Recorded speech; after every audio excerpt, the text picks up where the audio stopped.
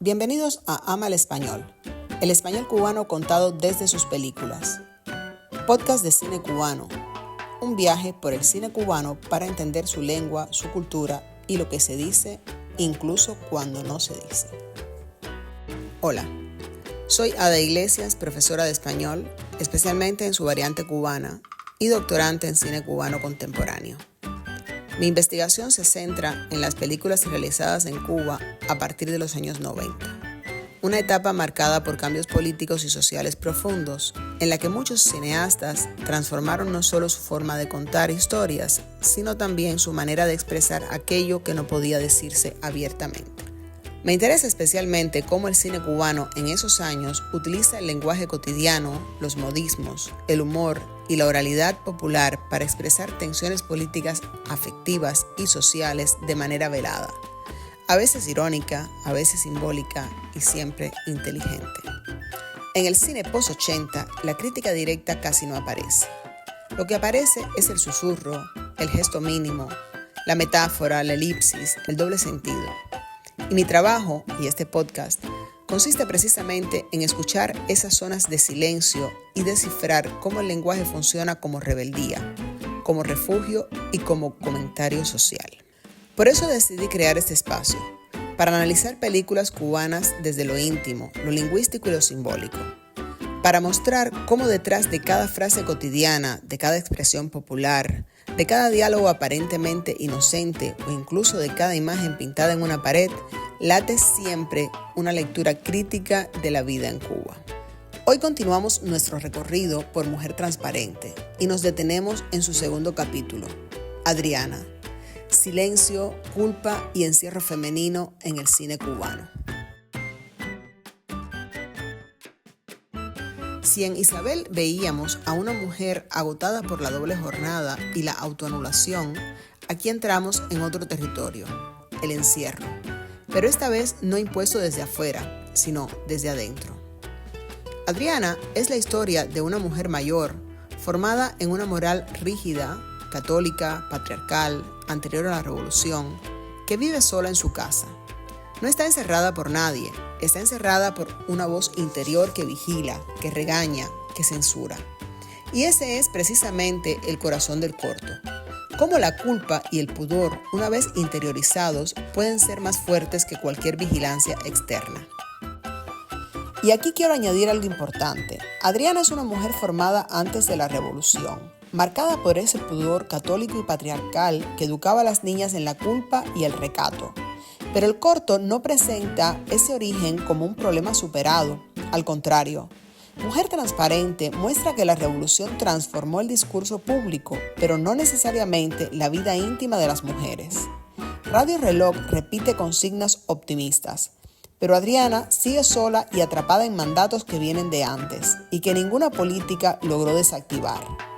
Esa tensión entre la promesa de liberación y la persistencia del silencio interior es una de las críticas más sutiles y poderosas del corto. Desde la primera escena se marca una asimetría poderosa entre mundos. Afuera, un grupo de técnicos telefónicos, jóvenes, ruidosos, vulgares en su humor cotidiano. Adentro, una mujer silenciosa, tímida y profundamente consciente de su cuerpo envejecido. Y de pronto, uno de ellos lanza un piropo. ¿Usted está hecho un pollo? Aquí conviene recordar algo fundamental del contexto cultural cubano. En Cuba, los piropos forman parte del paisaje sonoro cotidiano. No suelen percibirse inmediatamente como agresión. Muchas veces se interpretan como gesto de familiaridad o galantería. Sin embargo, cuando los observamos en profundidad, revelan una estructura machista muy clara. La mujer es mirada, evaluada y comentada en función de su apariencia. Lo que culturalmente se normaliza como costumbre no deja de ser una forma de control simbólico sobre el cuerpo femenino. La expresión estar hecha un pollo lo muestra con claridad. En el habla popular cubana significa estar joven, fresca, tierna, atractiva, una metáfora culinaria que convierte a la mujer en objeto de consumo simbólico. Por eso, el piropo no es solo un comentario fuera de lugar, sino un recordatorio abrupto del lugar que la cultura asigna a la mujer, Vales en la medida en que luces joven, fresca y deseable, aunque el tiempo haya seguido su curso. Ella responde con una frase cargada de melancolía. El tiempo pasa volando. Y en esa frase está su vida entera. El paso del tiempo como pérdida de belleza, de deseo, de lugar social. El corto contrapone dos discursos que nunca se tocan. El discurso exterior masculino, hecho de bromas, piropos, ruido y deseo, y el discurso interior femenino, hecho de culpa, vergüenza, dudas y prohibiciones. Lo más interesante es que no hay un hombre que la oprime directamente. El conflicto no viene del otro, viene de ella misma. O mejor dicho, de una voz que lleva décadas escuchando, la voz del deber, del recato, de la moral estricta, de la vigilancia constante del cuerpo femenino. Su pensamiento está lleno de frases que la detienen. ¿Qué haces? No sigas. Estás vieja. Mírate. Es una voz íntima, pero no es personal. Es la voz colectiva de una sociedad que ha enseñado a las mujeres a esconderse, a vigilarse, a sentir vergüenza incluso cuando están solas.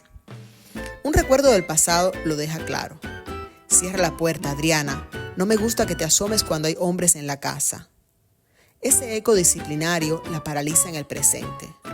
No le impide abrir la puerta por miedo al hombre, sino por miedo a sí misma. Miedo a lo que podría sentir, desear o imaginar. El cuerpo de Adriana no es un cuerpo visible en el espacio social. No es madre, no es esposa activa, no es joven, no es objeto de deseo. Esa exclusión se convierte en aislamiento. Su cuerpo es literalmente un cuerpo sin lugar. Y por eso, cuando cierra la puerta al final, ese gesto no es protección, es renuncia. Una renuncia al deseo, a la mirada del otro y a la posibilidad de ser vista sin culpa. A nivel fílmico, el corto funciona como un entramado de voces superpuestas. La primera es la voz de Radio Reloj, el discurso oficial, triunfalista, repetitivo, desconectado de la realidad cotidiana. Mientras Adriana vive en sombras, la radio anuncia logros científicos o eficiencia productiva e incluso lanza titulares irónicos como «Habrá vianda en Villa Clara, créalo» o «Con menos recursos que nunca, el país está haciendo más que nunca». Es un discurso que habla, pero no escucha, y su mera presencia funciona como crítica social. La segunda voz es la interior, la mente de Adriana, llena de culpa, de repeticiones, de pudor y de deseo reprimido. Y la tercera voz es la música de ópera, ese rastro de un pasado más luminoso, juventud, sensibilidad, educación, belleza.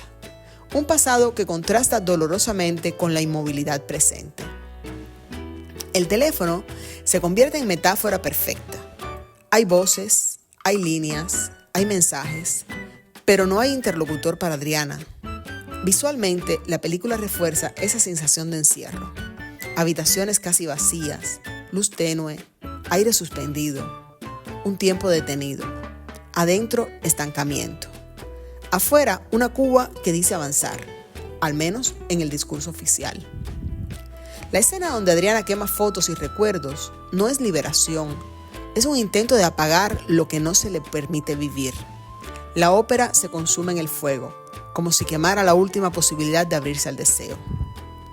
Luego llega la escena del técnico. Ese hombre no es la salvación, es la grieta. Una luz entra por la ventana. Una voz joven la llama por su nombre. No es él, es lo que representa. La posibilidad de ser mirada de otra forma, aunque sea por un instante. Pero Adriana no abre la puerta, y ese cierre es definitivo. Desde la sociolingüística, el corto trabaja 3 registros que representan 3 mundos. El primero es el institucional de Radio Reloj, lleno de fórmulas impersonales, optimismo obligatorio y consignas productivas. El segundo es el registro coloquial masculino, directo, espontáneo, humorístico, donde los piropos funcionan como norma cultural.